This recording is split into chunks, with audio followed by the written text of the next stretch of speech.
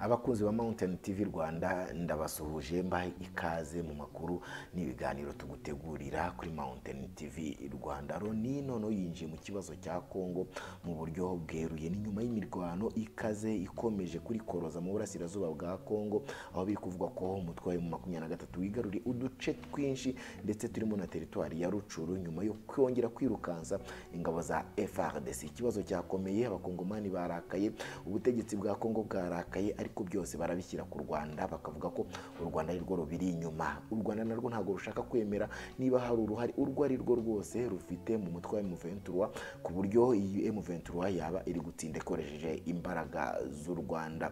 M23 nayo mu bihe bitandukanye yagiye ihakana ubufasha ubwo ari bwo bwose ushobora kuba warahawe n'u Rwanda. Kuri iyi nshuro perezida w'u Rwanda Paul Kagame avuga ko yagiranye ikiganiro cyiza kuri telefone n'umunyamabanga mukuru wa Loni Antonio Guterres ku kibazo cyo mu burasirazuba bwa Kongo, ahakomeje imirwano hagati y'ingabo za leta n'umutwe w'inyeshyamba wa M23. Mu butumwa yatangaje kuri Twitter mu ijoro ryakeye ryo ku cyumweru, iri joro ryakeye, perezida Paul Kagame yavuze ko uburyo n'ubushobozi bwo gufasha no gukemura ibibazo ngo hagerwe ku musozo unyuze mu mahoro ari ahacu ho kubakira ku muhate w'i Nairobi ndetse n'u Rwanda n'umuhate w'amahanga.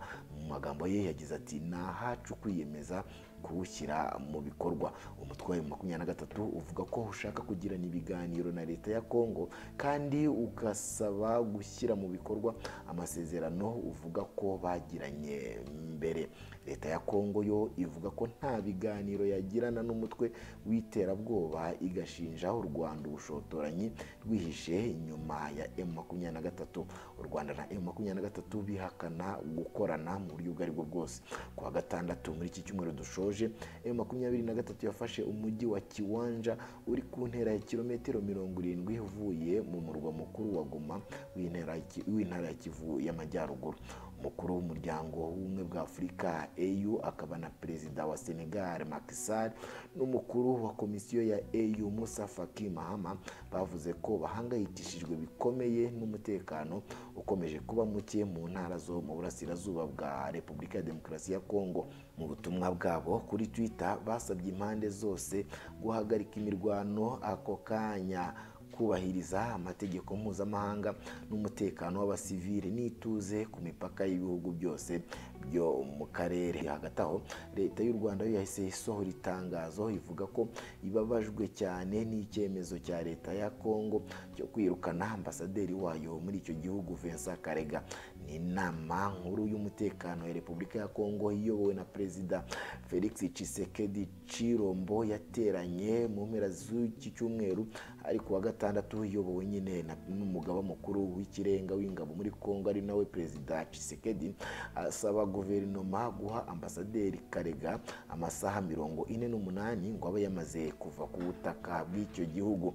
Iyo nama yatanze impamvu zirimo ko u Rwanda rukomeje gushotora Repubulika ya Demokarasi ya Kongo no gufasha umutwe w'iterabwoba wa M23 rukoresha muri ibi ngibi. Leta y'u Rwanda ivuga ko abashinzwe umutekano ku mupaka bakomeje kuba maso mu gihe ikurikirana uko ibintu birimo gufata indi ntera muri Repubulika ya Demokarasi ya Kongo. Ivuga ko ihangayikishijwe bikomeye by'umwihariko kandi n'imikoranire itemewe y'ingabo za leta ya Kongo n'umutwe wa FDLR urwanya leta y'u Rwanda. Kongo yo ihakana ivuga ko idakorana n'ingabo za FDLR. Mu nama y'inteko rusange ya Loni yo mu kwezi kwa 9 uyu mwaka, Tshisekedi yavuze ko imikoranire ivugwa hagati y'abategetsi bamwe ba Kongo na FDLR ari urwitwazo rwa leta y'u Rwanda rudafitiwe gihamya rwo gutuma ikomeza gushotora Kongo. Yavuze ko FDLR yaciwe umutwe ihinduka ubusa binyuze mu bikorwa bya FARDC yagiye ikorana n'igisirikare cy'u Rwanda RDF mu mwaka ushize.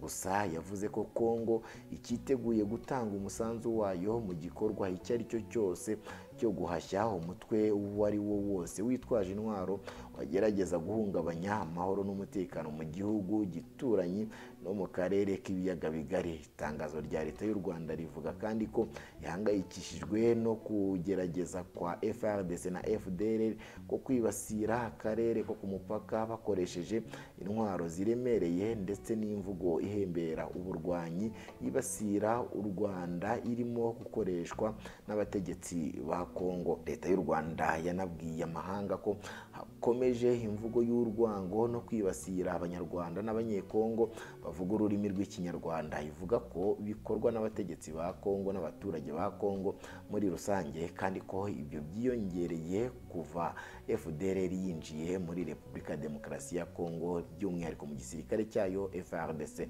Inama nkuru y'umutekano ya Kongo yibukije ibyasabwe na Tshisekedi byo kwirinda imvugo iyo ari yo yose, ibikorwa by'urugomo cyangwa kwibasira abavuga ikinyarwanda mu kwirinda gutiza umurindi umwanzi. Leta y'u Rwanda ivuga ko ibabajwe bikomeye no kuba leta ya Kongo ikomeje kugira u Rwanda nyirabayazana mu rwego rwo guhishira no kurangaza ku byo yananiwe mu buyobozi no mu mutekano.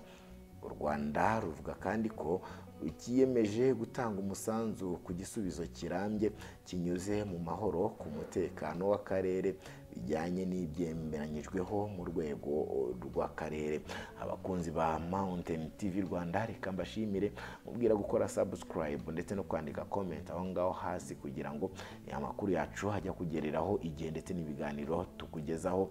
Reka twongere tugaruke mu yandi makuru ari kuvugwa haba mu karere, mu Rwanda ndetse no hakurya y'amazi magari, no kuvuga ngo ku yindi migabane, by'umwihariko umugabane w'i Burayi.